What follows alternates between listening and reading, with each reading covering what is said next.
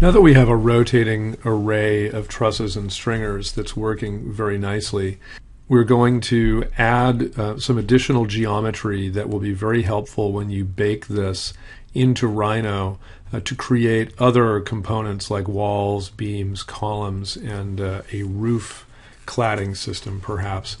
And we're going to do that here so that it's prepared in Grasshopper before you bake so that you can control what's going on. You'll remember that over here we started by making a group, which is the component that we want to bake with the little fried egg symbol, in order to take a version of this and place it into Rhino as durable geometry. Remember, right now this is flexible geometry, and we can still adjust many of its or almost all of its parameters. So the thing that we want to add is some geometry that follows the edges here, but that is set below and can be used to create a wall, let's say on one side, or a beam on one side or both sides. So we want another polyline. We want a set of points that can create polylines that we can place beneath the ends of these, so that we can have that geometry to be used. So first what we're going to do is, working from the line components that we created here, we are going to find their endpoints and then create a new set of polylines that we are going to move downward. So we'll be making lines that go along the end here, but from the ends of the extended top chords. So we have the top chord extensions here, and we can pull them in a little, but we're going to take their endpoints of the curves that we created, of the lines, and use those to create our support geometry for walls or beams. So the first thing we're going to do is find the endpoints. Double click and type END, and so we're querying the endpoints of this line. So we have start and end points, and you'll see these points lighting up in green on the left. So I'm then going to take those endpoints and I'm going to create two polylines, one on each end of this truss. So I'm going to do P line, and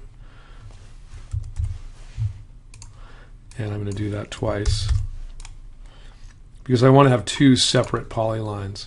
And so now I can take the start for one polyline and the ends for the other, and you see that second polyline just showed up here on the side in green, or now in red.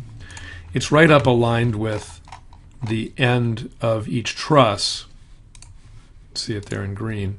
And what we want to do is now move it down so that you're not sending things right through the truss, but that it's below the truss, because we want the end of our truss to be visible then sitting on top of a beam or a wall. So to do that, again, we're going to use a move,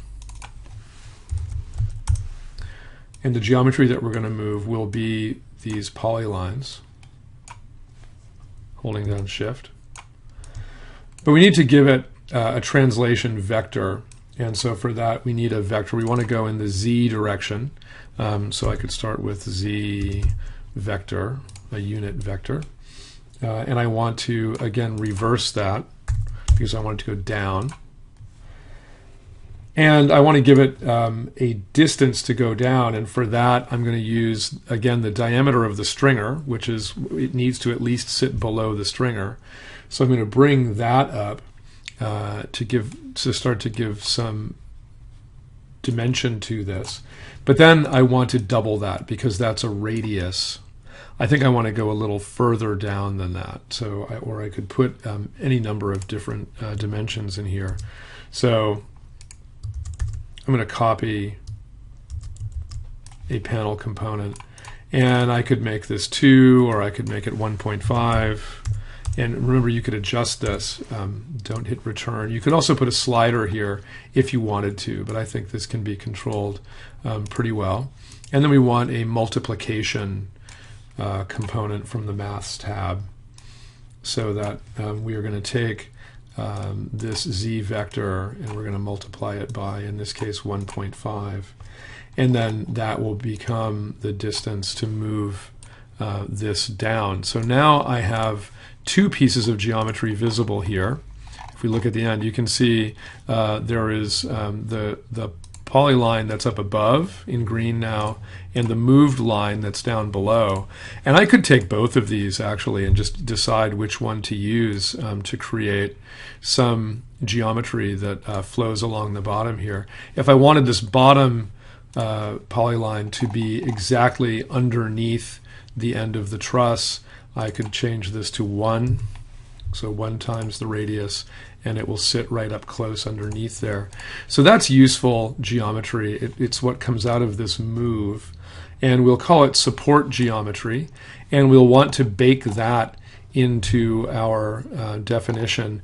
We also want to bake the center lines of the stringers, and we might also want to move those and move those upward. So I could add a little bit more. This isn't in the screenshot, but I'll make a new screenshot of this later. But I could take this other set of polylines that are all of the stringers and take those and similarly move them upwards.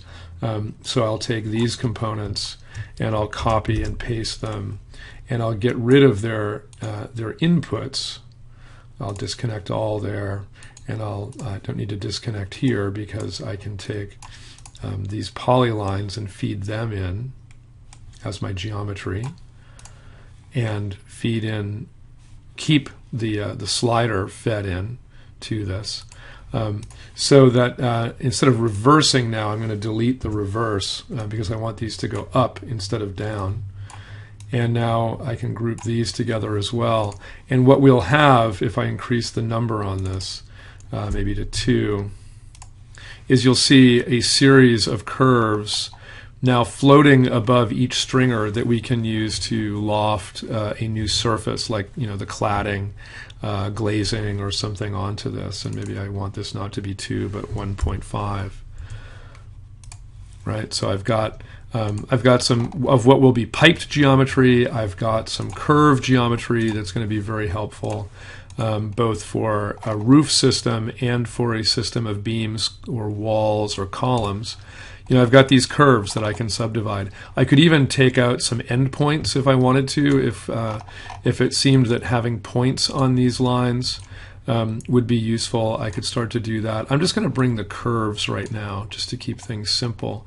So I'm going to group the components I've just created and give them some names so that I know what I'm looking at, and then also give some little hints about what I want to bake out, right, and what's going to be useful for me. So I'm just going to clean this up a little and take all of that and group that.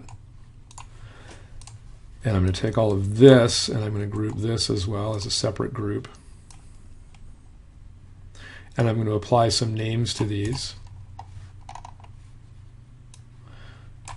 Maybe I'll line these up a little bit. And I'll copy to bake up here. And I will add that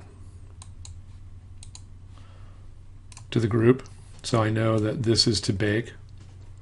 And I can give some more indications about what things are, but I'm going to keep saying, I'm going to keep adding to bake to these.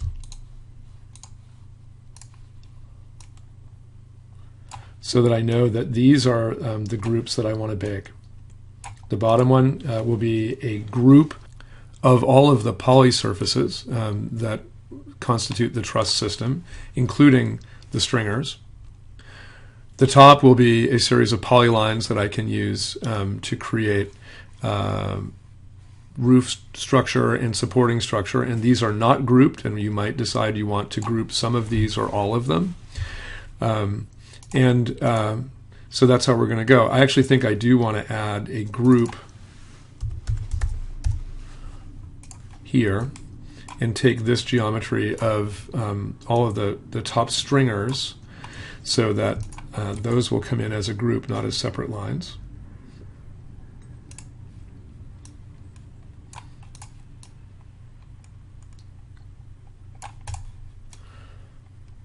And I'll put some descriptive geometry on these. This is going to say scribble in here. I'm going to say loft geometry. So for like cladding on the roof, this is going to be the loft geometry.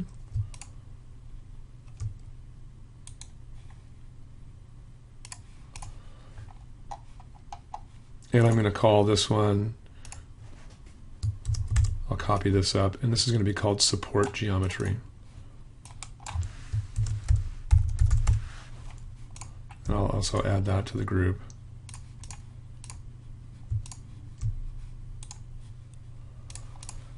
So I've got my support geometry to bake. I've got my loft geometry to bake. And I can move these things around within the group if I want to.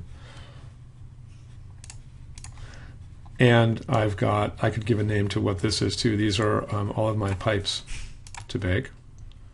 All of my pipes to bake.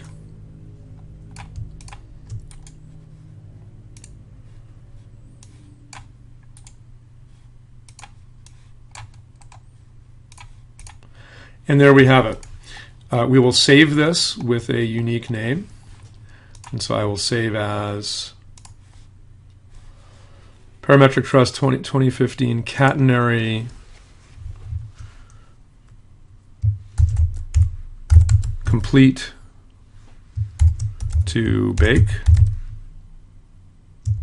video. So I can open this in class and we can talk about it. And in the next and final video, I'll go through baking and then creating support geometry, a loft for the roof system, etc. Thank you.